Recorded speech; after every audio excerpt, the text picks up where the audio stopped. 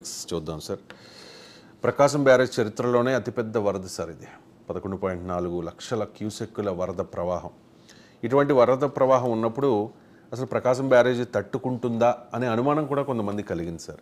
ఈ అనుమానాల మధ్య ఒక 3 బోట్లు వచ్చి ప్రకాశం బ్యారేజ్ని టచ్ అయ్యాయి. మనం విజువల్స్లో కూడా చూడొచ్చు. సో ఈ బోట్లు ఢీకొట్టడంలో చాలా పెద్ద కుట్ర ఉంది.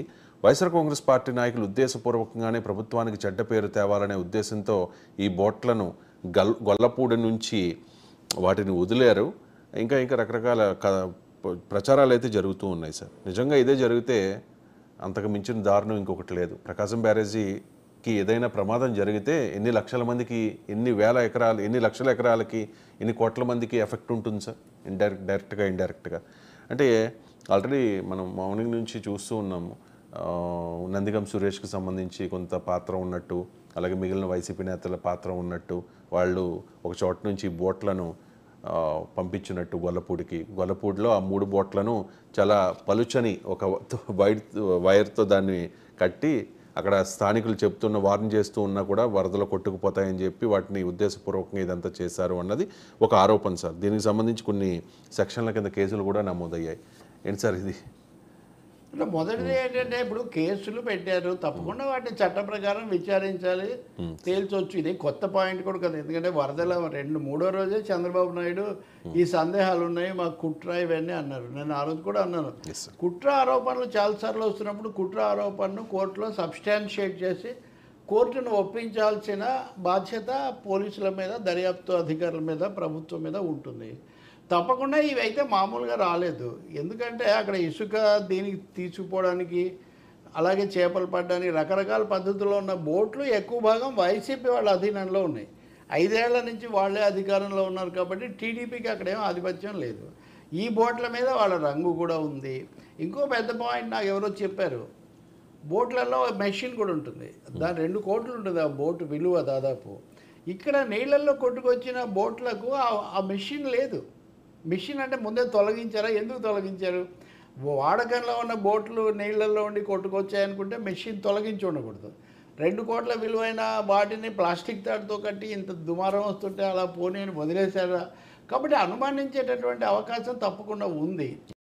జగన్ అధికారంలో ఉన్నప్పుడు కూడా వరదలు వస్తే చంద్రబాబు ఇంటికి నీళ్లు పెట్టడం కోసం కృత్రిమంగా పడవ వదిలేరు అన్న ఆరోపణ 2020లో కూడా వచ్చింది. 2020లోనో 2021లోనో.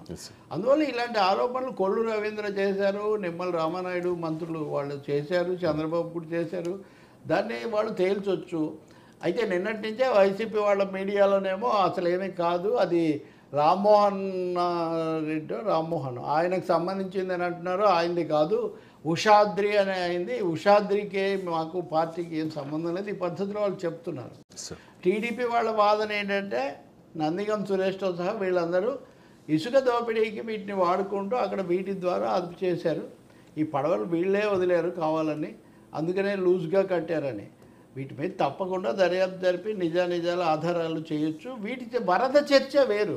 నిజానికి ఇంతకంటే తీవ్రమైన చర్చ, మళ్ళీ వర్షాలు వస్తున్నాయి, ఇప్పటికి కూడా సింగనగర్లో లేకపోతే బుడమేరు ప్రాంతంలో ఇంకా వాటిని ఎందుకు ఆదుకోలేకపోతున్నాము, ఈ చర్చ ఒకవైపు జరుగుతుంది.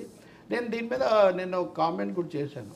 ఇండియన్ ఎక్స్ప్రెస్ పత్రిక ఒక ఎడిటోరియల్ రాసింది, అసలు విచారణ జరిపించండి అని 3 పాయింట్స్ చెప్పారు. 1, చంద్రబాబు కష్టపడ్డాడు. 2, యంత్రాంగంలో అలసత్వం ఉంది. 3, జగన్ చెప్పిన మాట అంత సముచితంగా లేదు, కావాలని నీళ్లు వదిలేరని.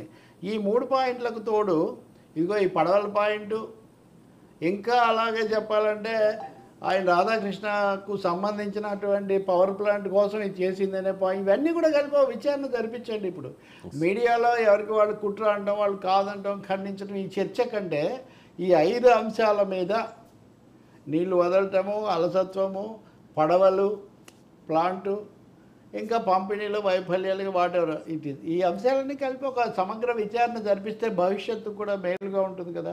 ప్రకాశం బ్యారేజ్ కాపాడబడినందుకు మనం సంతోషించాలి. ఇంకోటి ఏమో అసలు అధికార వ్యవస్థ అనేది ఉండదా? ఇప్పుడు XYZ, రేపు ఇంకొక APQ అనుకుందాం, లేకపోతే APS అనుకుందాం, వాళ్ళు చేస్తారండి ఇలాంటి కుట్ర వచ్చి. అంటే అంత తేలిగ్గా ఒక పెద్ద డ్యామ్ను ఢీకొట్టేయడంతో వస్తుంటే కూడా మన వ్యవస్థలో ఎక్కడ నిఘాలు కానీ తనిఖీలు కానీ లేవా, ఉండవా, పరిష్కారాలు ఏమి ఉండవా? ఇది కూడా ఆలోచించాల్సిన లాంగ్ టర్మ్ వ్యూ కూడా తీసుకోవాల్సిన అవసరం ఉంది. సింపుల్గా ఒక వైసీపీ వర్సెస్ టీడీపీ ఒక కోణం, అందుకంటే ముఖ్యంగా ప్రజా భద్రత, ప్రకాశం బ్యారేజ్ భద్రత ఇవన్నీ చూసినప్పుడు ఇటువంటివి పునరావృతం కాకుండా ఏం చేయాలి అది కూడా ఆలోచించాల్సిన అవసరం ఉంది. ఇదే సీరియస్ ఇష్యూ. Right sir. అసలు ఇంత పెద్ద విపత్తు